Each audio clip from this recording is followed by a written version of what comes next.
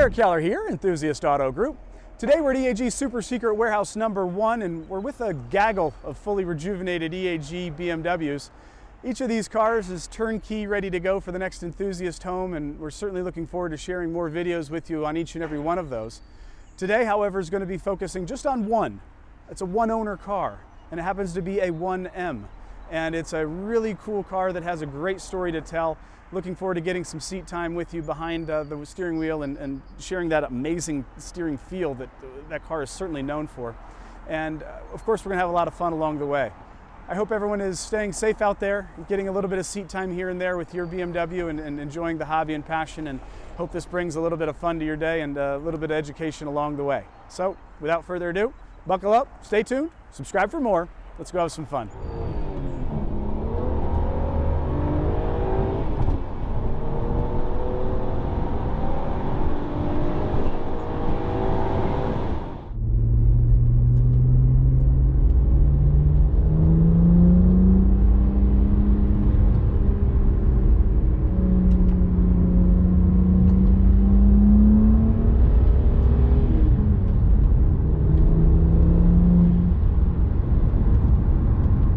This 1M has a great history and has had just one owner prior to its arrival at Eag, and it really rips. Oh man,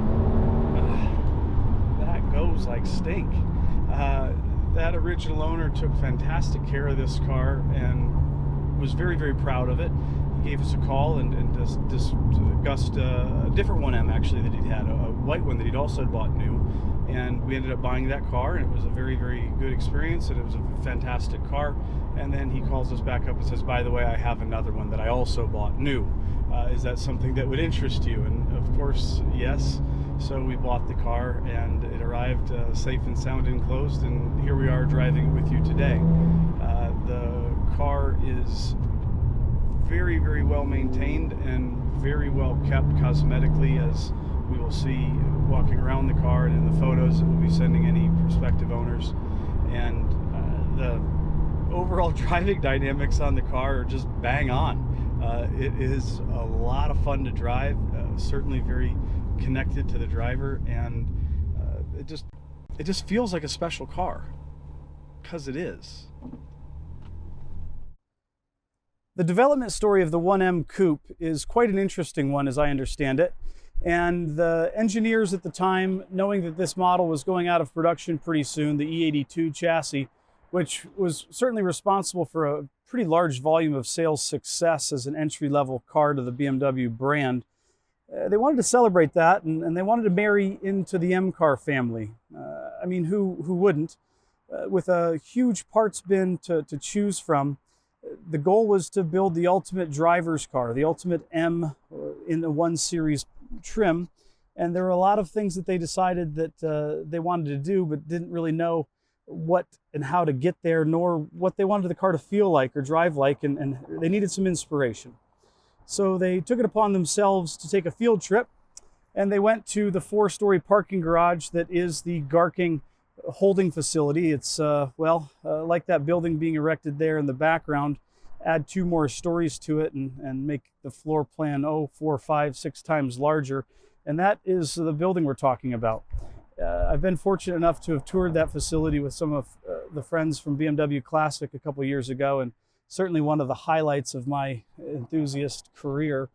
The cars in there will blow your mind, and thinking that these guys had access to all of those cars in there to drive and sample and really test out certainly is every boy's dream. And it was pretty quick the come to a realization that, you know, they knew what car they wanted to emulate. They knew now that ultimate driving M car had, well, about the same size, semi-similar shape, and certainly, a really big cult-like following. And that was the E30 M3. Specifically, that was the Sport Evolution E30 M3.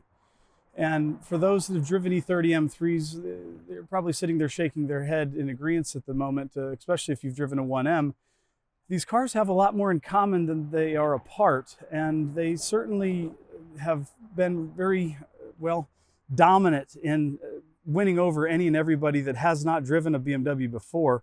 The level of confidence that these cars deliver, the overall road feel through that amazing telepathic steering that both of these cars possess, the very lightweight architecture, and the relatively big power output relative to each platform for the period, certainly increases the fun factor just massively. And with a great set of brakes, with a really dynamic suspension, again, just it's all about the driver. And both of these cars will certainly put a huge smile on your face, albeit at a much lower price point currently than one than the other. However, certainly fantastic cars in each of their own right. The 1M has had a fantastic history up till now. The Sport Evo there, this is not the brand new Sport Evo. This is AC 79541. This is a car we imported from Germany. I think it's the 18th car, Sport Evo that we've imported, and certainly a car that we're very, very passionate about. They just have, well, they look great together, don't they? The 1M is a marvelously fun car to drive. It has power for days. It has brakes that will absolutely help balance that out. It has a smile-inducing characteristic that just cannot be mistaken. And anybody that's driven one of these, especially the owners, they rant and rave about how great this car is. The journalists certainly have as well, and yeah, they were right.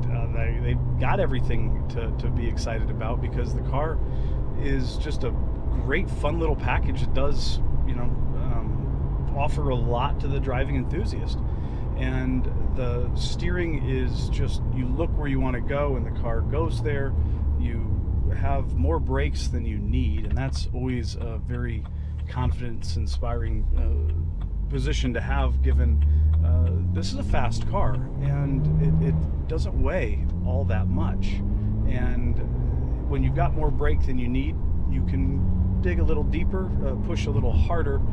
The suspension dynamics certainly doesn't give you a mysterious feeling, and it doesn't feel like you don't know exactly where all of your corners are on the car. And a lot of the newer cars do have a little bit of a vague nature to them, and you don't feel as confident when you're pushing the car hard. This is different. You can push this car and it's going to slip out just enough to let you know. It's not going to snap and bite you out real hard, very similar to a lot of other fantastic M cars that were built over the last 20 years. And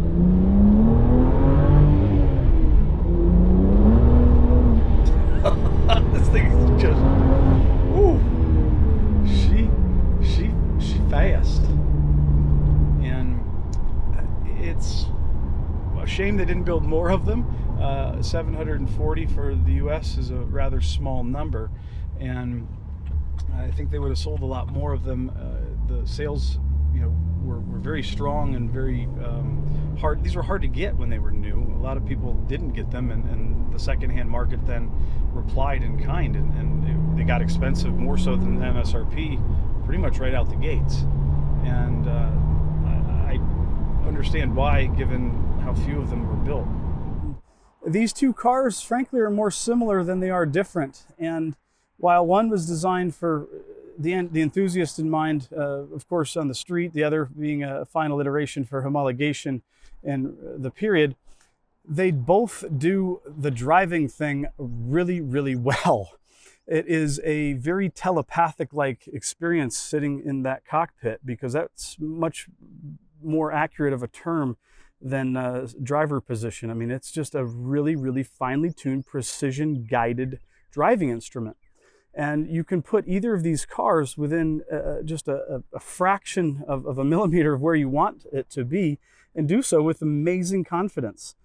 They both have a very wide track. They both have a lot of bespoke parts to themselves that are unique, and they both have a very limited production run, with just 740 of these built for the US market, a little over 6,000 globally, which is going to be 10 times as many as the 600 Sport Evolutions that were built primarily for the European market.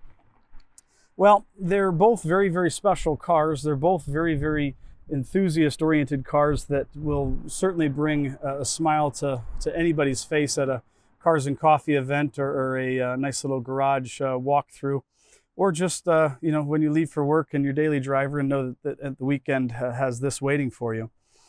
The driver's position in both of these cars is, again, very similar. The sport seats, shifters right there where you want it. Of course, with some Alcantara finishes and quite a few unique things that the 1M has over its standard 128 and 135 counterpoints.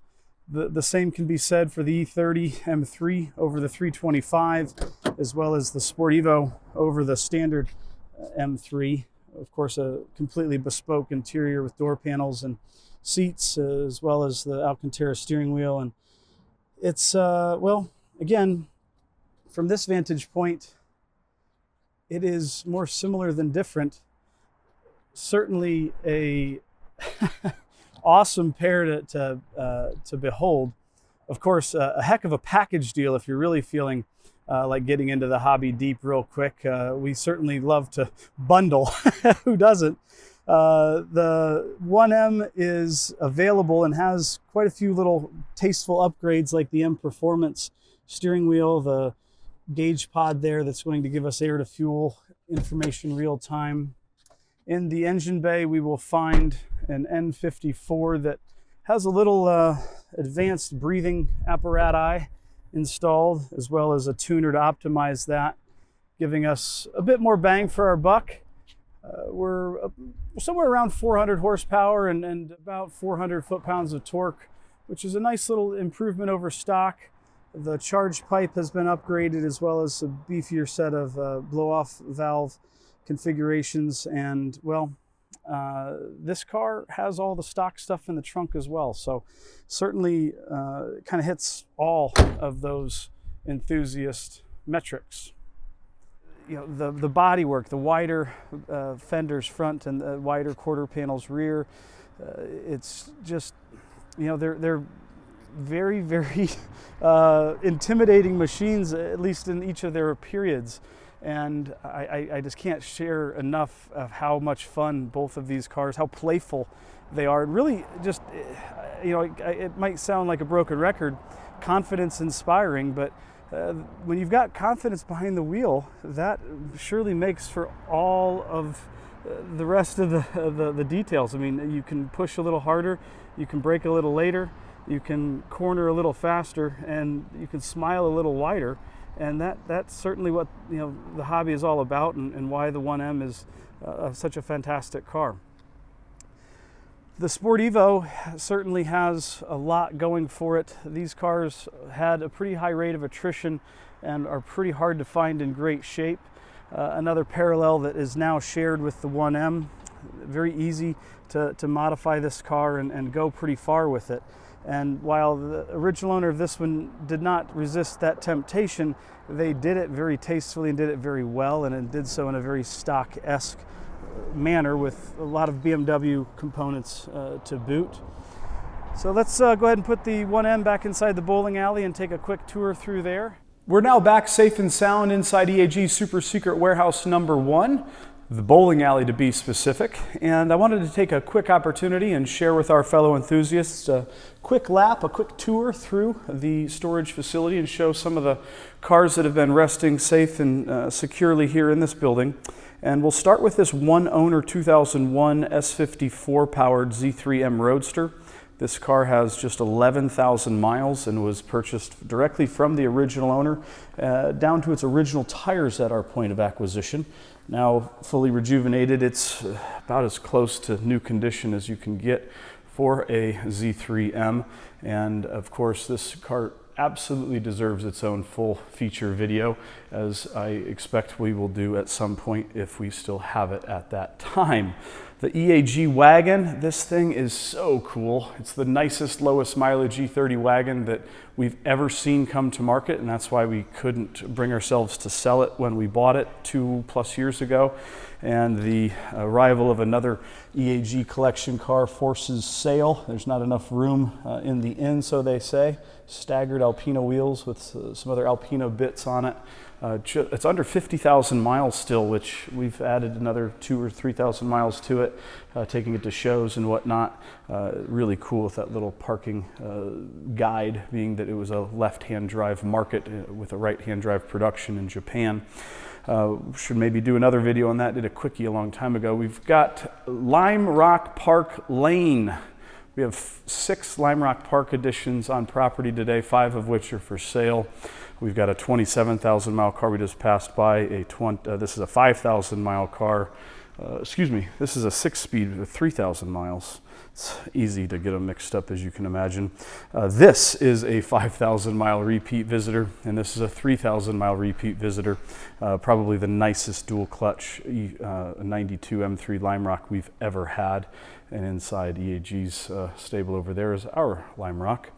The car behind is a 318 IS that has to be the nicest 318 IS and the lowest mileage the market has seen in over a decade.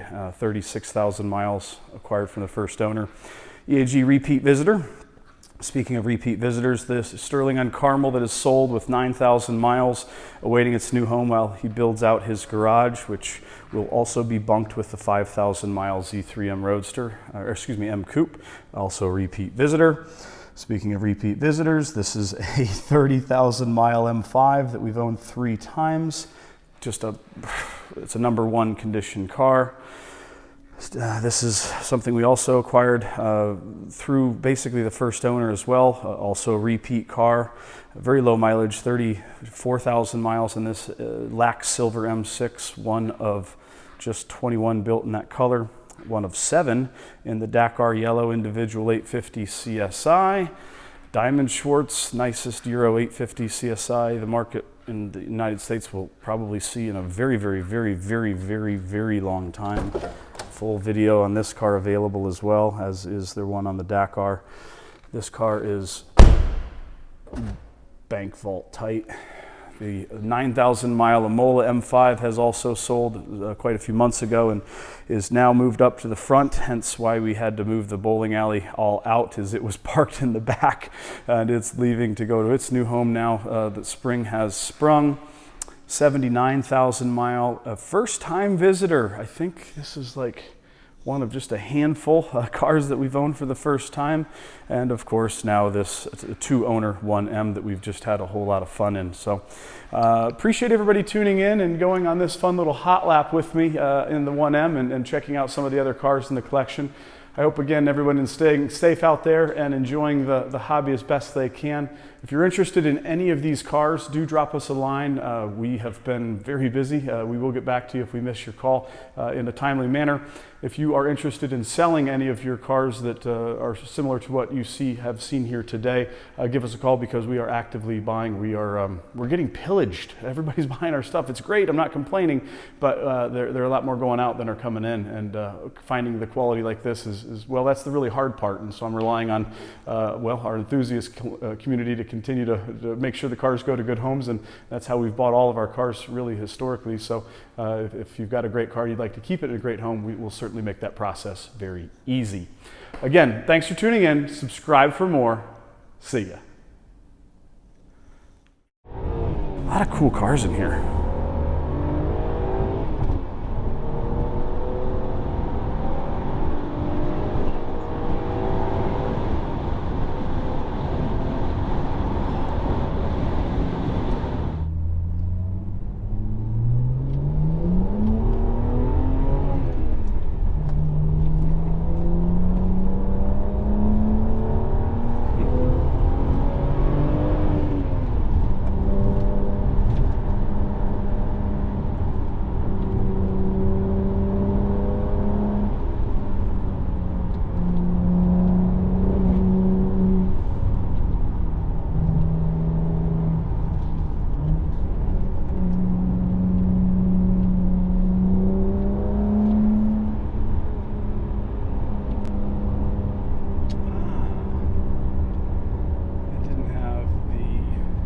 things correct. That's why that was fighting me up the hill.